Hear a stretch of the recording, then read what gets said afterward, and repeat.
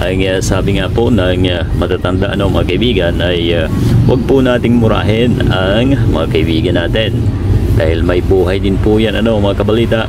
At eto na nga po ang nangyari sa isang washing mga kaibigan, Fujitsu ang brand po nito.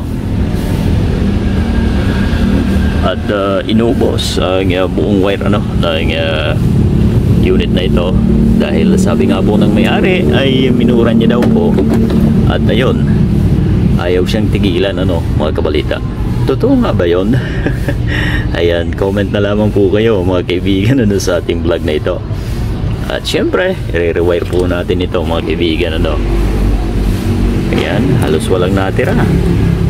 Yung papunta po sa switch mga kaibigan, pati yung sa preno. Ayan ang ating dryer spin dryer. Ito walang natira dyan. So kung totoo man o hindi ay siyempre mga kaibigan ay kailangan din natin na pakisamahan sila parang tao yan mga kabalita.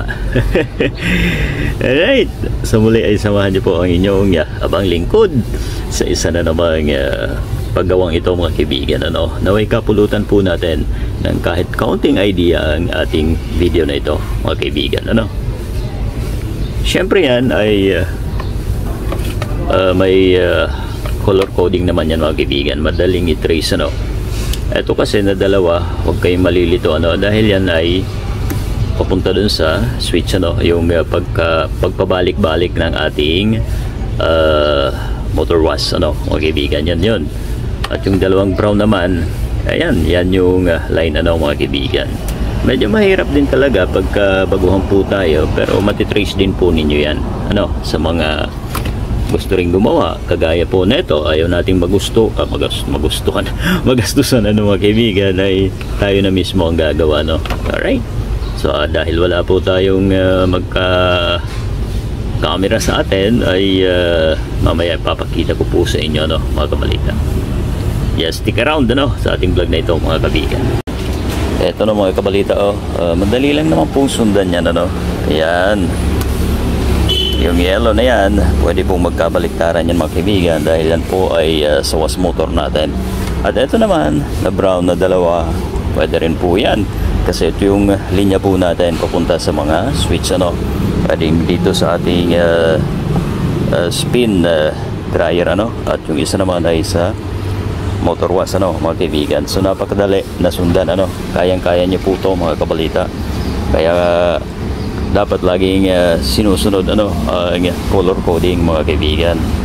Ayan, idudugtong lang po natin yan at pwede nang gamitin ulit ang ating washing ayan.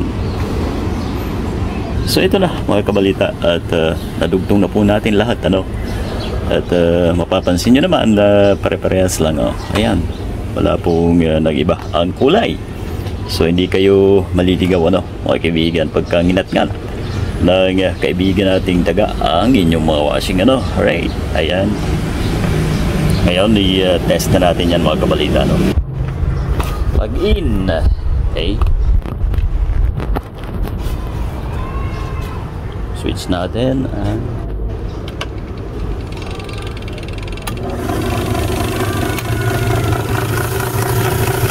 ito na, perfect, ikot na,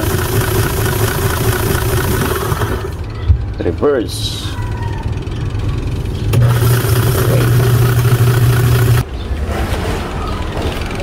So ito mga kabalita subukan naman natin ang kanyang spin dryer ito. Alright, ayun. So okay na po ang ating unit mga kaibigan. At yan lamang po ang ginawa natin, nag wiring po tayo, rewire mga kabalita. At pati yung wash motor natin ay goods na rin mga kabalita. So thank you sa inyong pagtutok sa ating video na ito mga kaibigan. Huwag po natin kalimutan i-like ang ating video. Maraming salamat and God bless po sa ating lahat mga kaibigan.